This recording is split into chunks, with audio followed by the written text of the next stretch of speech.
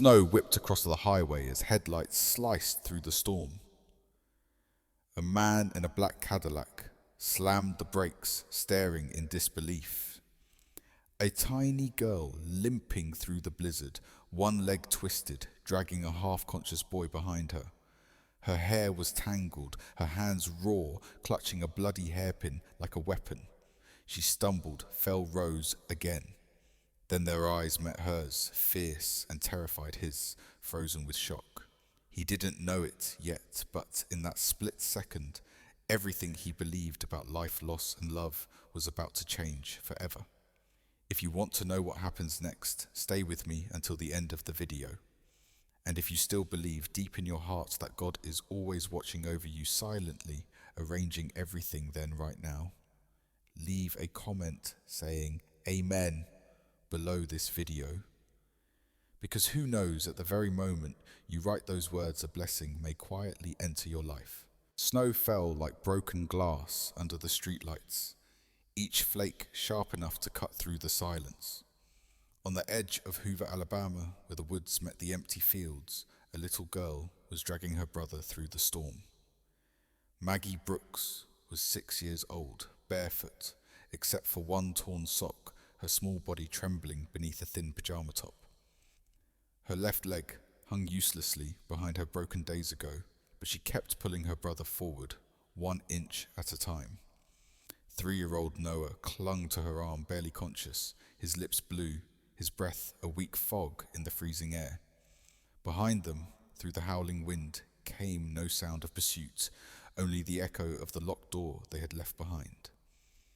In her tiny fist, Maggie still gripped the bent hairpin she had found near the cellar steps. It was sticky with blood her own, and it had been her key to freedom. She didn't know how long she had turned it in the lock. Only that, when the door finally gave way, she felt something inside her break and bloom at once. The road ahead was nothing but white. The storm screamed around them, erasing the world. Please, she whispered, her voice raw. Somebody, help us. No one answered. The snow swallowed her words whole. Then through the veil of white a light appeared, a single beam cutting through the duck. Tires crunched over the ice, slow and steady. A black Cadillac rolled to a stop a few feet away. The driver's door opened, and a tall man stepped out, his coat whipping in the wind. The light from the car fell across his face, broad, lined with grief and sleeplessness. His name was Samuel Whitaker, a 42-year-old financier who hadn't driven this far out of town in years.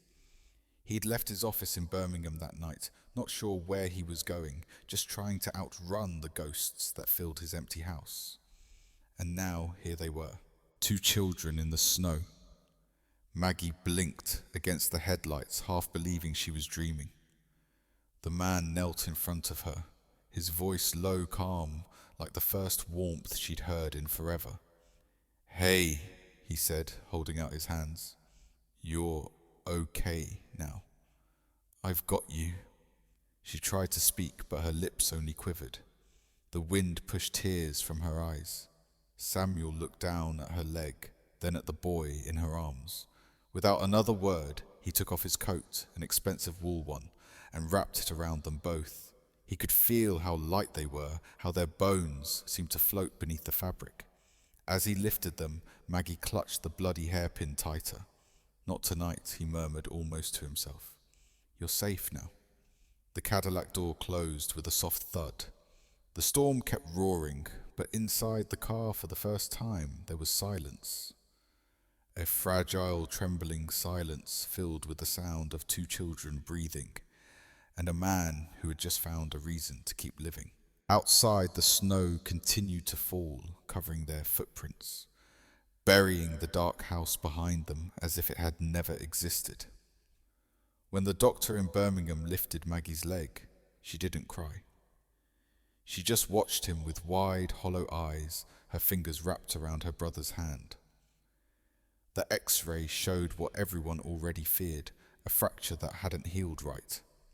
The bruises on her arms were old, the marks on her wrists in the shape of small metal cuffs. Samuel stood by the hospital window that night, watching snow fall over the parking lot. He'd seen numbers collapse, markets crash, lives ruined, but nothing like this. The little girl had not spoken a single word since he'd carried her out of the storm. Noah whimpered in his sleep, muttering the same word over and over, basement. Later, when the nurse left, Samuel pulled up a chair beside their bed. Maggie's hair was tangled, her cheeks pale as the sheets. He placed a small cup of warm cocoa beside her.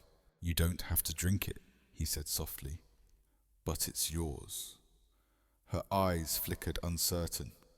No one had ever said that word to her before yours. Outside, the wind rattled the hospital windows. Inside, Samuel sat quietly, not asking questions, not pushing her to speak. He simply stayed. And slowly, fragments of the past began to piece themselves together. It had started a year earlier in the old Brooks house near Bluff Park. Maggie's father, Michael, had remarried after her mother's passing. Denise Harper came with perfect hair, perfect manners, and a smile that convinced the whole town she was an angel. For a while, Michael believed it too. But when work took him away for weeks at a time, fixing machinery in neighboring counties, the house changed. Denise locked the pantry first. "Too much sugar will rot your teeth," she'd said. Then she locked the fridge. Then one day, she locked the basement door from the outside. The children were told they were too wild, too loud, too ungrateful. So the punishment grew longer. At first it was an hour, then a night, then days. Down there, in the damp dark, Maggie found a corner near the water heater where she could see a strip of light under the door. She would tell Noah stories, made-up ones, about a son that never forgot them, about angels who could see through flaws. Sometimes she sang even when her voice shook. She whispered stories to her brother, the nurse would later tell Samuel, pretending darkness could listen. When the police came, Denise had stood on the porch with crossed arms. They needed discipline. She said, her tone as steady as if she were discussing school grades. Samuel would hear that line again in his sleep. The photographs in the report were worse than anything he'd imagined. Broken toys, a rusted chain, a stuffed bear missing its eyes lying next to a mouldy blanket. He closed the file and went back to the hospital. Maggie was awake, tracing her finger along the edge of his coat folded over a chair. "Is that yours?" she asked quietly. "It was," Samuel said, "but I think it fits you better." Her lips twitched almost a smile. That night, he stayed beside her bed, pretending to read, though the words blurred on the page. Noah stirred and reached for his sister. Maggie leaned close, humming the soft tune she used to sing in the basement. For the first time since his daughter's death, Samuel felt something shift inside him. The ache in his chest didn't vanish, but it found a place to rest, a purpose that felt strangely like hope. Outside, the snow kept falling soft and steady, as if the world were trying to start over. The snow had stopped 3 days after the storm, but the world outside the hospital still looked like a photograph drained of colour. Inside room 204, warmth and quiet had returned, fragile, uncertain, like the first heartbeat after a long sleep. Samuel Whitaker came every morning at sunrise. He brought muffins from the cafe downstairs and chocolate milk for Noah, who had begun to speak again in short, shy sentences. Maggie would sit by the window, her small leg wrapped in plaster, staring out at the parking lot below. She rarely looked at Samuel directly, but every time he appeared, the muscles in her shoulders relaxed just a little. He learned to talk softly around her, never sudden, never loud. He told her about his own daughter, Emily, who had loved snow globes and always insisted on naming the tiny people inside them. "She would have liked you," he said once, setting a small globe on the table near Maggie's bed. Inside it, a house sat under falling snow, light glowing from its windows. She used to say snow means the world is cleaning itself. Maggie studied it for a long time. "Does it ever stop snowing in there?" she asked. Samuel smiled faintly. "Only when someone believes it should." That was the first time she smiled back. When the social worker came to discuss temporary custody, Samuel listened carefully. His hands folded on the table. "You understand," the woman said, "this is unusual. Taking in children who've just gone through trauma. It's not easy." "I'm aware," Samuel replied quietly, "but I've got an empty house and more silence than I can live with. If it's not easy, that's fine. I just want them safe." Paperwork took days. Interviews, background checks, psychological evaluations. Samuel completed them all without hesitation. Claire Jensen, the young lawyer assigned to the children, met with him at the hospital. She noticed the framed photo of a little girl in his briefcase. "Your daughter?" she asked gently. He nodded. "She was 7. Car accident last year. I thought I was done feeling anything. Then I saw Maggie in the snow." His voice faltered, then steadied. "I couldn't just drive away." Claire didn't press further. She simply said, "Then let's make sure you never have to." The day they left the hospital, Maggie held Noah's hand tight, her crutch squeaking softly on the tile floor. Samuel walked beside them, carrying a small duffel of donated clothes. When they stepped outside, the cold bit at their faces, but the sun was shining a rare light after weeks of storms. Samuel opened the rear door of his black Cadillac, the same one that had stopped in the snow that night. He had cleaned it, added a child's booster seat, and placed a small stuffed bear brand new on the seat beside it. Maggie looked at the bear, then up at him. "He doesn't have a name," Samuel said, crouching to her height. "You get to choose one." She hesitated, then whispered, "Sonny." "Sonny, it is," Samuel said, his voice warm. "He'll ride with you everywhere." Noah giggled and hugged the bear. Maggie's eyes softened, though she still looked like she might vanish if someone blinked too fast. As Samuel drove them home, the town rolled past the grocery store with its flickering sign, the old diner, the frozen pond near the church. Maggie watched everything through the window as if seeing another planet. For the first time, the world wasn't something to escape from. It was something that might hold her. When they reached the house by the lake, Samuel stopped the car and turned to them. "This is where I live," he said. "It's quiet. You'll have your own rooms. You can paint the walls any color you want." Maggie frowned. "You mean we can choose?" "Yes," he said. "Everything here is about choosing." She studied him for a long moment, then nodded slowly. As he carried Noah inside and Maggie hobbled beside him, Samuel made a silent promise, not the kind signed on paper, but the kind that lives in the bones. He set the children down on the couch, knelt beside them, and said, "No one will ever lock you in the dark again." Maggie looked at him, searching for any hint of doubt. There was none. For the first time, she believed him. Outside, the last snow of the season began to fall light, almost tender, like the sky itself whispering its approval. For a week, the town of Hoover buzzed with whispers. No one could ignore the story two children found half frozen on the side of the road, rescued by a millionaire in a Cadillac. At first, neighbors traded sympathy. Then, as the details unfolded, sympathy turned into disbelief. The police had found the Brooks house sealed like a tomb.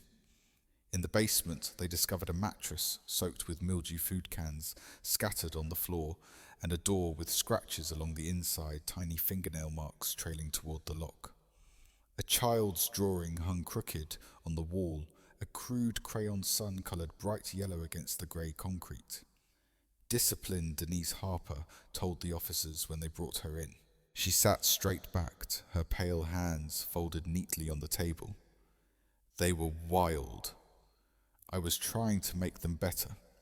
Detective Earl Maddox, his badge glinting under the fluorescent light, exchanged a glance with Sheriff Anita Cole. The sheriff, a tall woman with sharp eyes and a steel grey braid, leaned forward.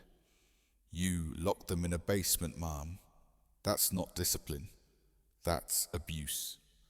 Denise smiled, a slow, empty curve of her lips. "You don't understand. Those children were broken. I was fixing them." The tape recorder clicked softly as it captured her words. By the time Michael Brooks returned home, Hoover was buried under another thin layer of snow. He'd been working a construction job in Montgomery and hadn't answered his phone in days. When Sheriff Cole met him at the station, he looked older than his 38 years, beard overgrown, hands trembling. "They said my kids were found." "With some man?" he asked, his voice hoarse. "What happened?" She slid a photo across the table, Maggie and Noah in the hospital, pale but alive. "They're safe," she said gently. "But your wife, Denise, is in custody." Michael's breath caught. Custody for what? For what she did to them. At first he didn't believe it. Denise had always been strict, but polite, graceful, the kind of woman who could charm a preacher. He'd married her after 6 months of knowing her lonely, tired, desperate for help with 2 small children. She wouldn't, he said weakly. She couldn't. When they showed him the basement photographs, the colour drained from his face. The room spun. He pressed his palms to his eyes and whispered their names again and again. "Maggie, Noah, my babies."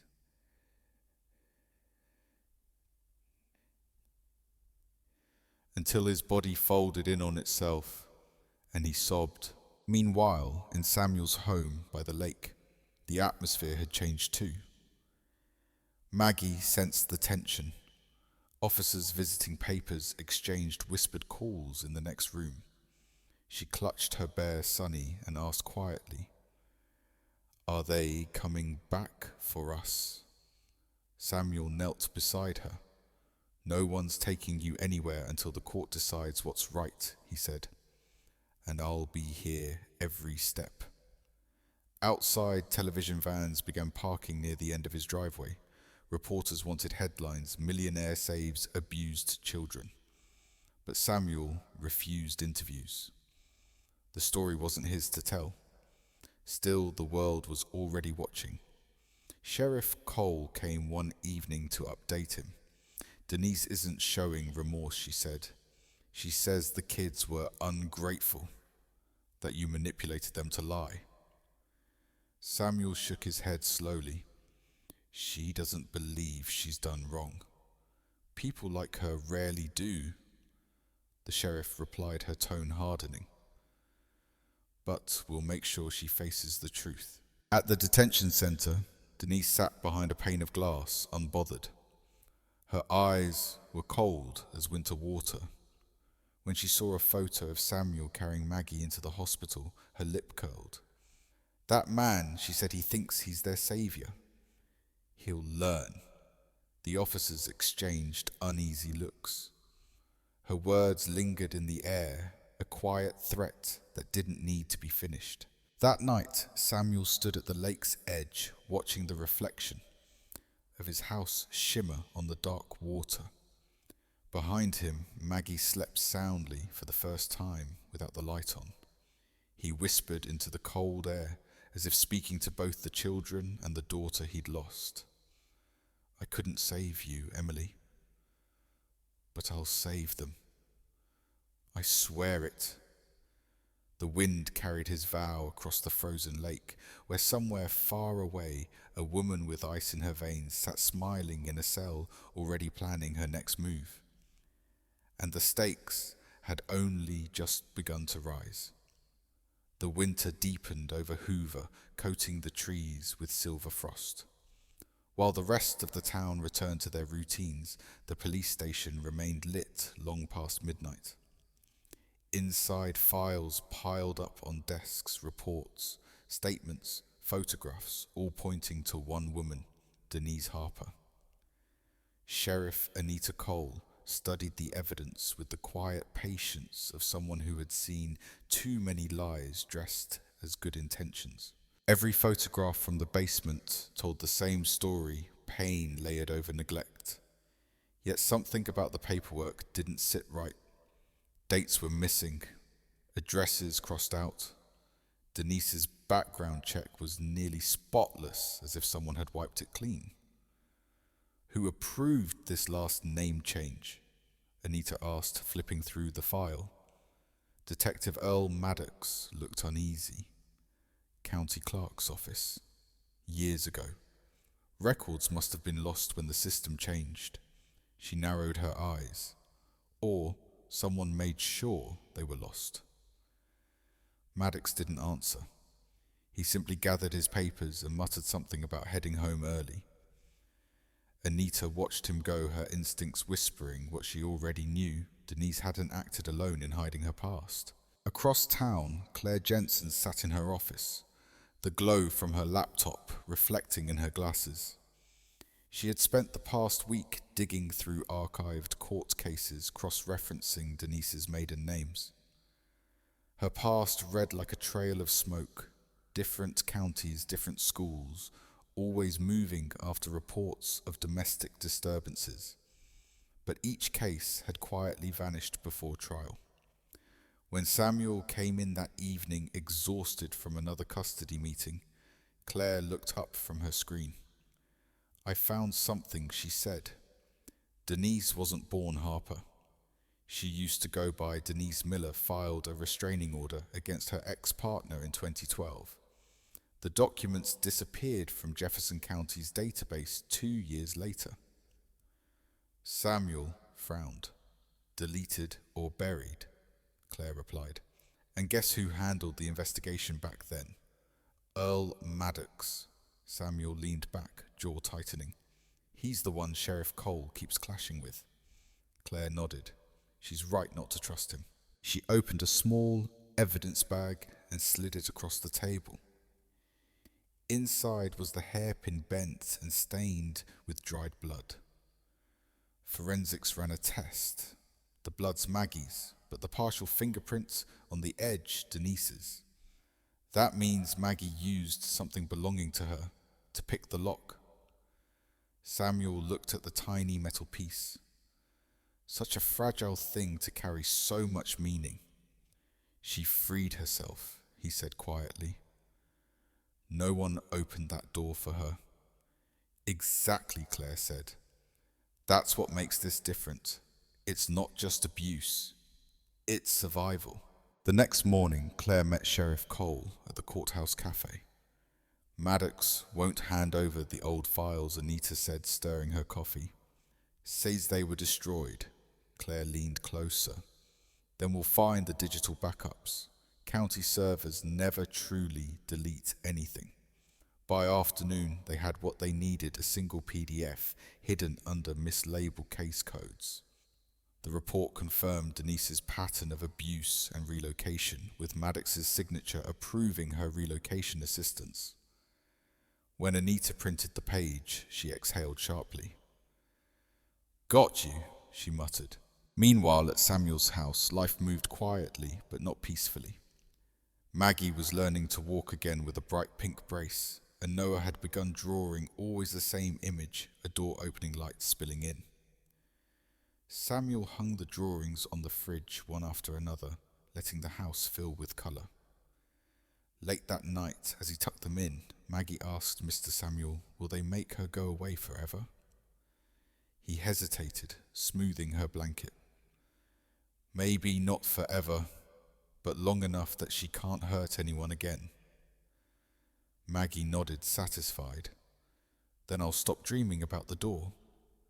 Samuel's chest ached at the simplicity of her faith.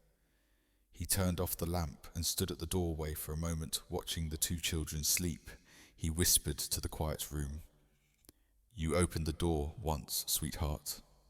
Now it's our turn." Outside, frost glittered on the window glass, and somewhere in town, a printer hummed in the dark, spitting out the file that would finally unravel the last of Denise Harper's lies. Spring came late that year. By the time the case reached trial, Hoover's trees were still bare branches etched against a pale sky. The courtroom was packed. Reporters, locals, strangers who had followed the story online. The words, "The Whitaker case," flashed across news feeds like wildfire. Denise Harper sat at the defense table, her hair perfectly brushed, her expression calm as marble. Across from her, Samuel sat with Maggie and Noah behind him, Claire Jensen at his side. The children were not allowed to testify, but they came anyway, Maggie clutching the stuffed bear, Sonny Noah drawing quietly on a notepad. The judge entered the gavel, struck, and the trial began.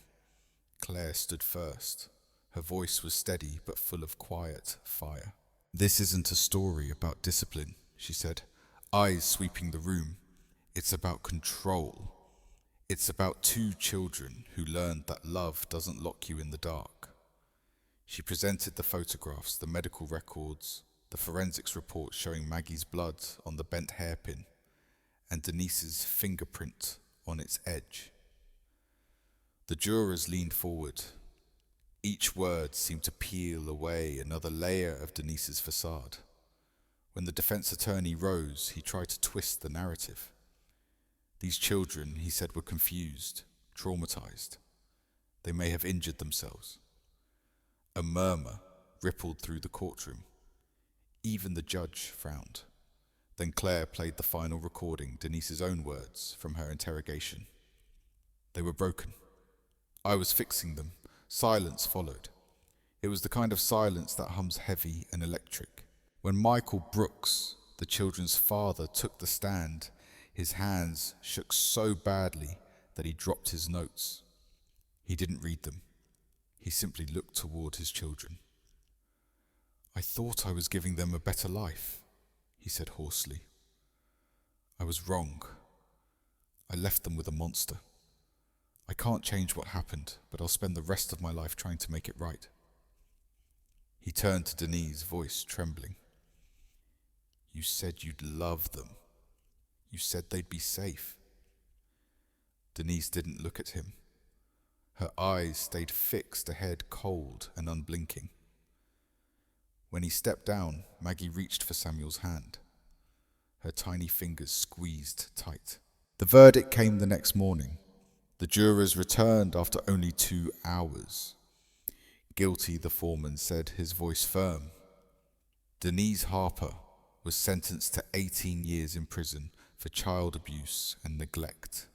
Detective Earl Maddox, exposed for destroying records, faced suspension and investigation.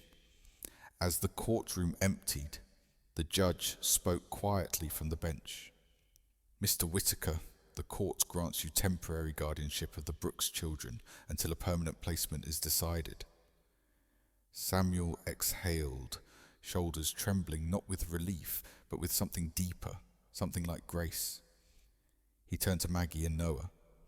Maggie's eyes glistened as she whispered, "We don't have to go back." "Never," he said, pulling them close. "You're home." Months passed. The seasons softened. Maggie learned to walk again, her new prosthetic leg decorated with bright stickers of stars and butterflies. Noah spent his afternoons drawing the lake and the sunrise. Every night Samuel read to them, sometimes stories of courage, sometimes fairy tales that ended with light pouring through doors. On the dresser beside the bed sat a photo of 3 children, Emily, Maggie, and Noah. Under it, in neat handwriting, a single line read, "Family isn't found by blood, but by love." One evening, as snow began to fall, again gentle, this time Maggie stood at the window. "It's snowing," she said softly. "Do you think the world's cleaning itself again?" Samuel looked out beside her, his voice warm. "I think it already has." Outside, the house glowed under the porch light. A wooden sign hung by the door, carved by Noah's small hands. "Home is where love begins again." And beneath that quiet roof, love had indeed begun again, fragile, mended, and strong enough to outlast the winter. Today's story comes to an end, but its echo still lingers in the heart. What do you think? Give us a score from 1 to 10 and feel free to share a few words in the comments. Every voice here is valued and heard. Before you go, let me ask you gently, are you doing okay today? If your heart feels heavy, let this place be a quiet corner where you can share and find comfort. See you again in the next bedtime story, where love and hope remind us that no matter how dark the night may seem, kindness will always prevail.